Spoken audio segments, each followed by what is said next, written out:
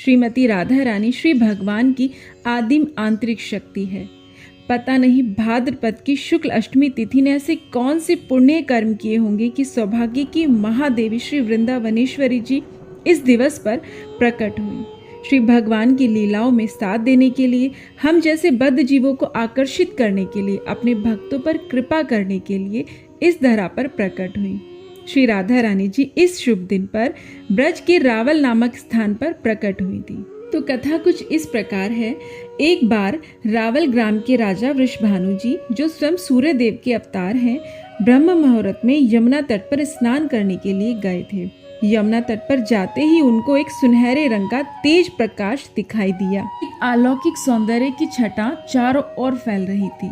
पास जाकर देखा तो हजारों दिव्य पंखुड़ियों वाले कमल पुष्प पर भव्य अलौकिक सौंदर्य वाली पिंगले स्वर्ण के समान दिव्य नन्ही सी बच्ची कमल पुष्प के कुंडल पर लेटी हुई मुस्कुरा रही थी।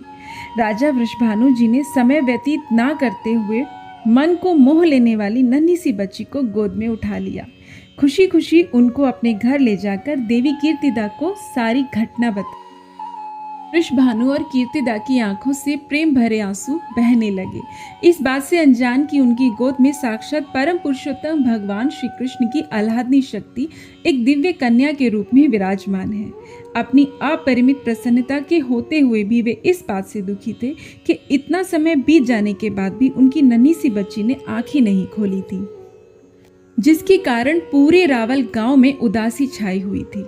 प्रेम रस के महाभाव की देवी श्री वृंदावनेश्वरी जी के बाल स्वरूप के दर्शन करने की आशा से श्री नारद मुनि जी महाराज वृषभानु जी के महल आए। वृषभानु जी ने उनका आदर सत्कार किया। नारद जी ने उनकी संतान यानी श्री राधा रानी जी के बाल स्वरूप के दर्शन करने के लिए आग्रह किया, लेकिन वृषभानु महाराज और कीर्ति जी उदास और परेशान थे। नारद जी ने उनके परेशान होने की वजह पूछी तो उन्होंने बताया कि अभी हमारी नन्ही सी बच्ची ने आंखें नहीं खोली हैं। ये सब सुनकर नारद जी ने मुस्कुराते हुए कहा कि आप चिंतित ना हो महाराज, आप अपने महल में उत्सव की तैयारी कीजिए, जिसमें आप नंद बाबा, यशोदा मैया व अन्य गोकुलवासियों को भी आमंत्रित कीजिए। ऐसा कहकर वृषभानु महाराज जी से अनुमति लेकर श्री राधा रानी जी के बाल स्वरूप के दर्शन करने के लिए अंदर चले गए। श्री राधा रानी जी ने भक्त नारद जी पर कृपा की और उनको अपने किशोरी रूप के दर्शन कराए। वृषभानु जी ने श्री नारद मुनि जी के निर्देशों का पालन किया, उत्सव की व्यवस्था की। गोकुल से नंद बाबा, यशोदा मैया और नन्हे से कन्हैया जी के साथ अन्य गोकुलवासी भी साथ आए। जब नंद बाबा, वृषभानु जी, यशोदा मैया, कीर्तिदा जी एक दूसरे से मिलकर एक दूसरे को बधाइयाँ दे रहे थे, उतने में ही छोटे से ठाकुर जी अपने घुटनों पर चलते हुए लाडली जी के पालने तक जा पहुँचे।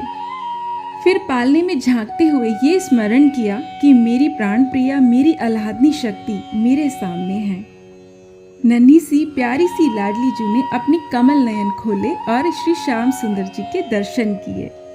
इस अद्भुत घटना को देखकर सभी ब्रजवासी खुशी से झूम उठे। इस प्रकार श्री राधा रानी जी ने श्री कृष्ण जी के साथ श्री ब्रज धाम में अनेक मन को मोह लेने वाली लीलाएं की।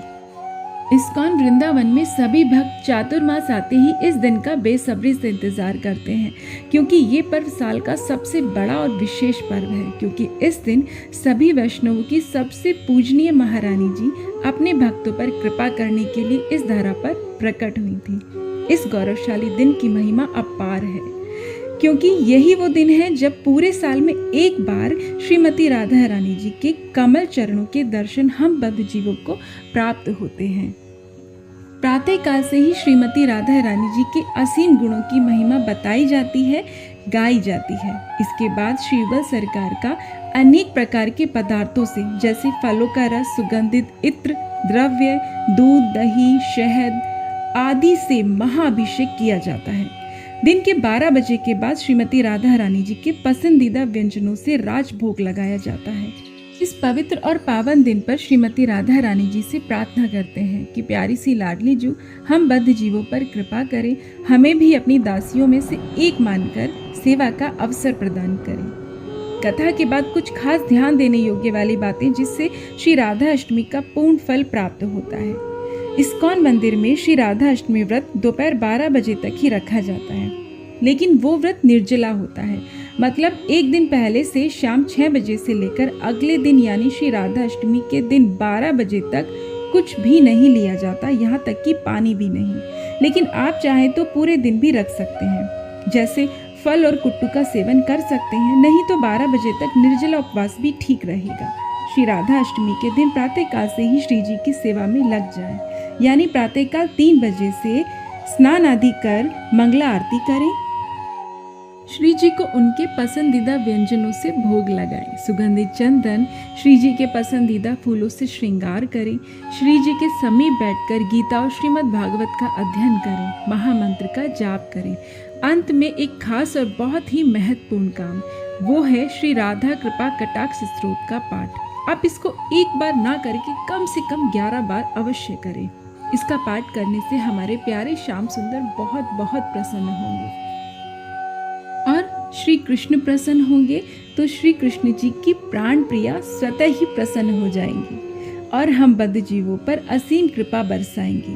बरसाने में तो रात 12 बजे से ही श्री किशोरी जी के प्राकट्य के मंगल गीत गाने शुरू हो जाते हैं। बहुत ही मन को मोह लेने वाला दृश्य होता है श्री बरसाना धाम में। हरे कृष्णा।